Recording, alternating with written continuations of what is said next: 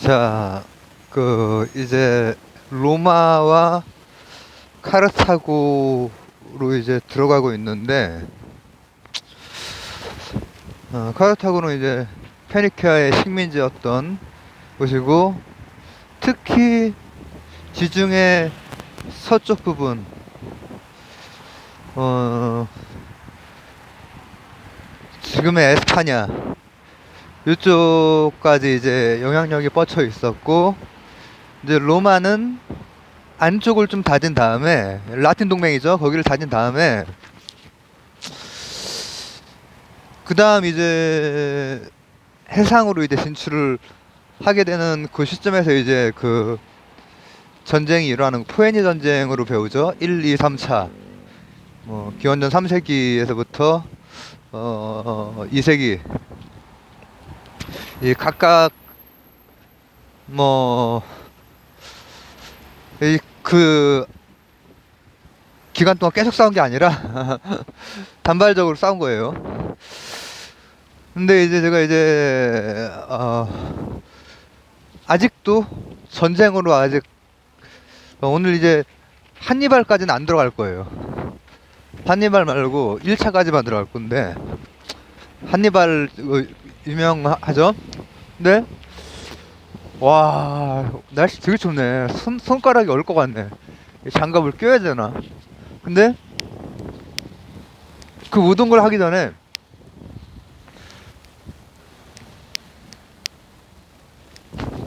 먼저 하나 볼 게 뭐냐, 어떻게 싸워가지고 로마가 이겼다, 뭐 한니발 활약했다, 이런 게 역사책에 나와 있는 이 그게 중요한, 그것도 중요하지. 그래도 중요한데 굳이 왜 그렇게 싸워야 됐느냐, 굳이 왜 싸워야 됐느냐, 그리고 그 싸움의 우리가 이제 배우는 그 몇 줄, 그 앞뒤를 살펴보는 게 되게 재밌어요. 굳이 싸우게 된 이유와 그 결과. 일단은 제가 잠깐 좋았던 시절, 로마에 공화정이 뭐 오랫동안 있었다고 하지만 실제로는 실제 그렇게 작동한 거, 그리스 민주정도 실제로 작동한 게 길지가 않단 말이에요. 길지가 않아. 근데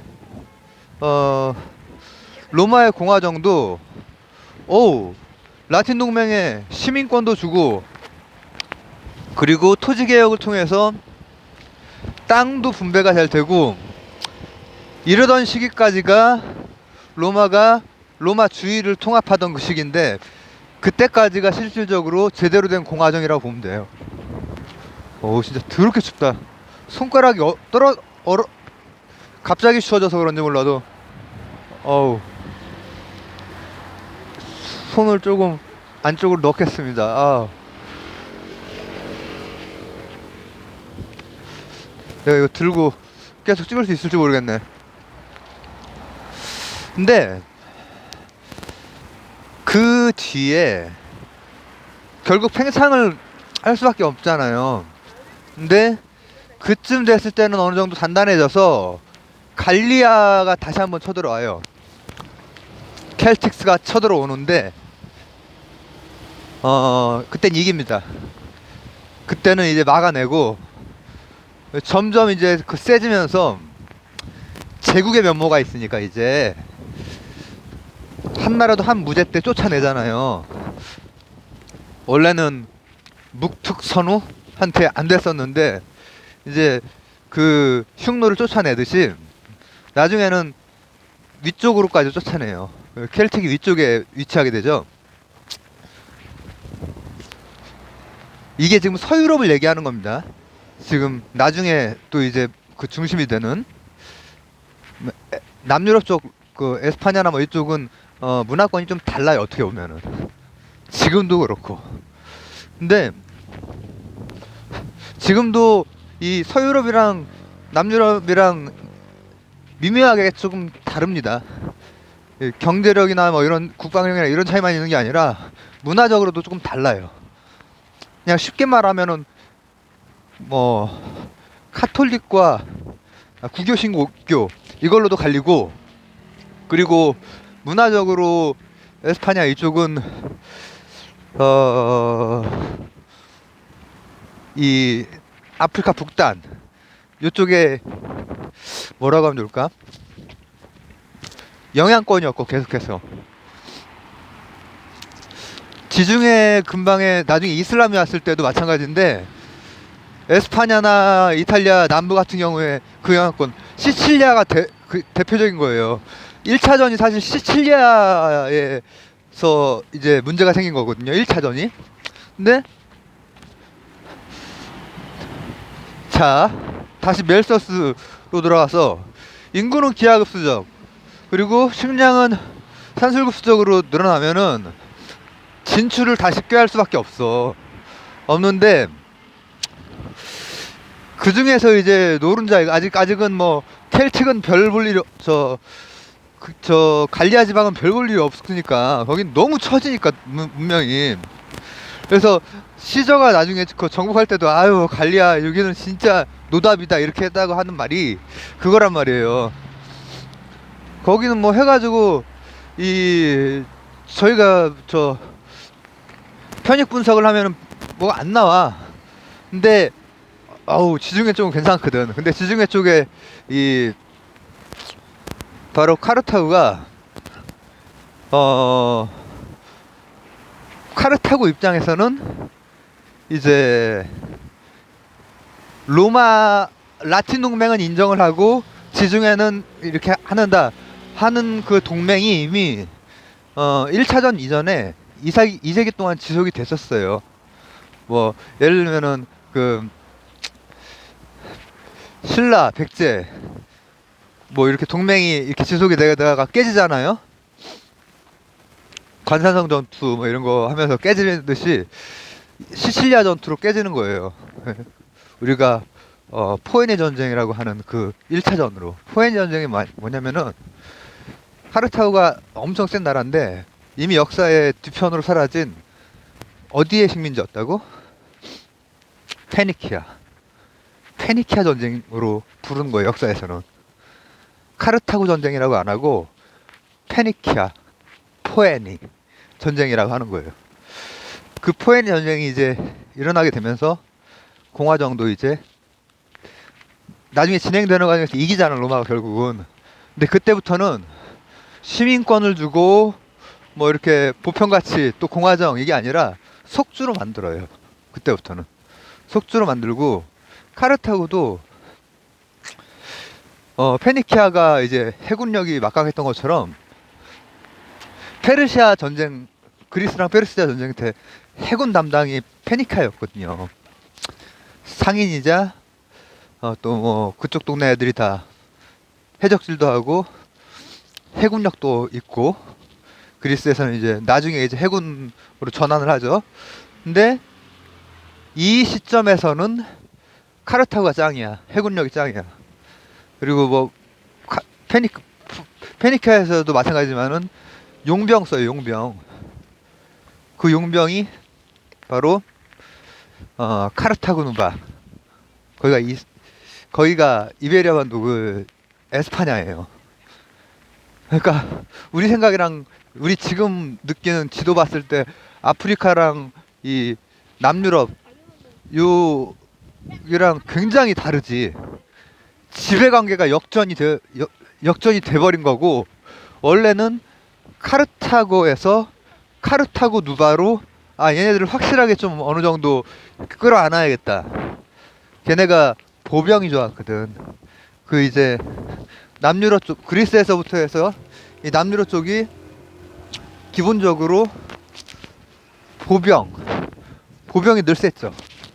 이 보병의 전술, 이 밀집 대응, 보병이 스파르타 같은 게 보병이 막 그냥 막 300 막 근육질 걔네들이 막 이렇게 막아내잖아. 그래도 죽음을 불사하고 그 보병 플러스 또 이집트 쪽 문화권에 있었던 누미디아 같은 곳에서는 기병, 그 기병을 충당을 하면서 드디어 딱 붙어. 그거는 충당을 한 것이고 주력은 뭐겠어? 카르타고의 주력은 해군력이 엄청 좋아. 해상 제해권을 잡고 있던 곳이기 때문에 해군력이 굉장히 좋은데, 근데 그 해군력을 그 좋은 해군력을 1차전에서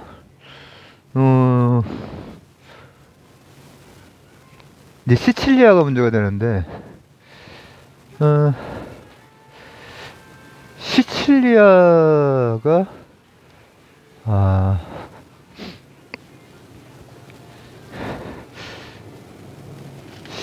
시칠리아에서 이제 저기를 해요. 이게 시칠리아가 이제 2차에 거의 가장 남쪽 그쪽이란 말이죠. 근데 그쪽에서 걔네가 참 애매하게 지정학적으로 끼인 거지. 어떻게 보면은 끼어가지고, 야, 이거 로마에 붙어야 되나 카르타고에 붙어야 되나. 카르타고가 그때로서는 일단 바다 쪽에서는 뭐 가장 셌고, 그러니까는 고민이 되는 거야.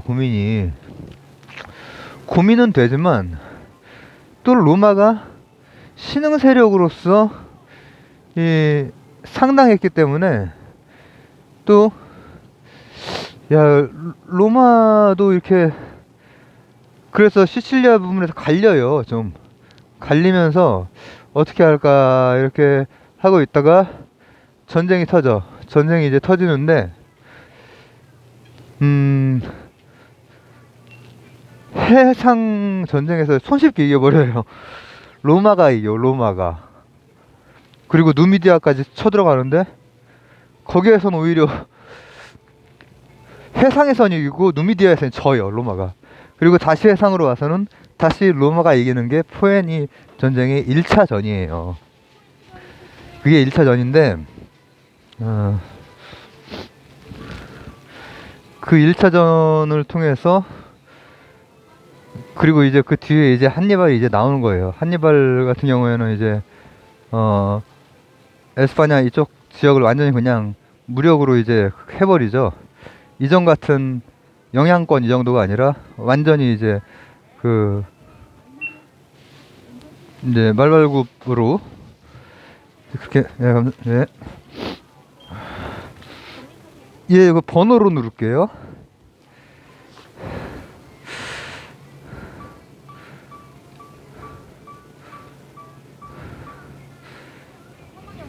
예, 안 해요. 그건. 그렇게 이제 하는데, 예. 이제 그 한니발 얘기는 제가 다음 시간에 할 거고, 지금 그래서 그 역사상 포엔 전쟁의 1차전 부분을 우리가 본 셈이잖아요. 근데 그거에 대해서 제가 이제 좀 의미를 정리를 하면서 이제 마무리를 할 건데, 제가 잠깐 뭐 좀 세일하는 거 좀 사느라고 이거 좀 집어넣고 하도록 하겠습니다. 잘 안 들어가네. 자, 죄송합니다. 거의 다 끝났습니다. 자,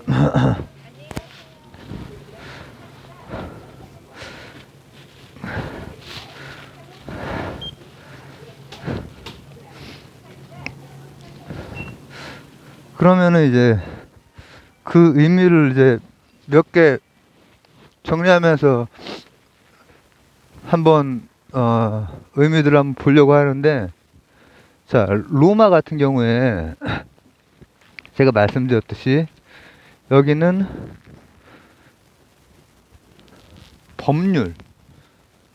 법률이 중간에 이제 막 그 리케니우스 법이라든지 홀텐시우스 법이라든지 이런 걸 통해서 공화정 쪽으로 가고, 평민들 최소한 이제 이탈리아 반도 그 내에서 이제 연맹을 이루고 거기를 통일하는 동안에는 평민들이 참여도 하고 그리고 의회 활동도 하고 오늘날의 그 모든 게 거기에서 나왔는데 그게 연속적으로 쭉 이어졌던 건 아니다 일단. 그리고 그때 상황에 딱 맞아 떨어져서 시민권도 주고 라틴 동맹끼리는 그리고 또 투표도 참여하고 뭐 공직도 나올 수 있고 그리고 큰 차별이 없었어. 근데 문제는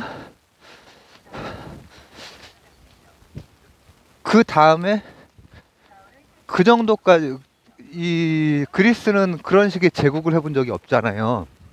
근데 로마가 그 정도까지 되게 조그만 지역인데도 불구하고 그걸 제국이라고 일단 그때부터 이제 로마라고는 하잖아요. 그만큼 통일한 것만 해도 대단한 거야. 오리엔트는 그 너무 조그만 데라서 제국이라고 붙이기 좀 민망할 정도지만은 로마는 그 정도만 해도 일단은 그리스에 비해서 정치적인 색깔도 강했고 그래서 점점 그 대외지향적이 된다고. 왜 중간에 쌓여온 그 과정이 걔네는 토지가 중요하기 때문에 토지 개혁을 했었고 솔론의 금권 정치랑은 달랐죠. 부채 탕감 이런 거랑 다르게 토지 개혁을 했었고 그리고 나서 눈을 돌린 게 그 다음 위쪽은 별로 돈 되는 토지가 아니야 그때로서는. 그러면은 야 우리가 이제 그리스를 넘어선 것 같은데 무역도 우리가 뭐 못할 거 뭐 있냐, 해상제해권도 한번 잡아봐야겠네, 이런 생각을 하면서 그 뒤로는 공화정이 변질이 된다. 이제 이런 것들을 그 입체적으로 안 보면은 왜 그 공화정 말기에 키케로나 세네카 같은 정치가이자 사상가 이런 사람들이 등장을 하게 된 그 이유가 연결이 잘 안 되고 그냥 외워야 돼. 키케로가 있었고 뭐를 했고 세네카는 또 뭐를 했고 뭐 어떻게 비극적으로 죽음을 당했고 이런 걸 외워야 되는데 이게 결국은 공화정이 무너지고 그 공화정을 되게 안타까워했던 사람이거든. 키케로 같은 사람은. 키케로는 그 시위표법 그거를 막 줄줄 외고 막 이러던 사람이야. 근데 해상 진출을 하게 되면서는 이때부터 진짜로 제국화, 속국을 만드는 그 제국화로 나가는 것이고 이제 카르타고 같은 경우에도 원래는 뭐 영향권을 어느 정도 두고는 있었지만 무역을 하는 곳이었고 용병으로 그 이제 카바를 쓰던 거였는데 이탈리아가 이제 조금 커오고 하니까는 서로 긴장을 하던 관계에서 시칠리아 부분에서 이제 시칠리아 입장에서는 제일 남쪽이거든요. 그러니까는 시칠리아에는 여러 그 또 거기도 조그만 데지만 그 안에도 또 속주를 여러분 뭐라고 하는지 아세요?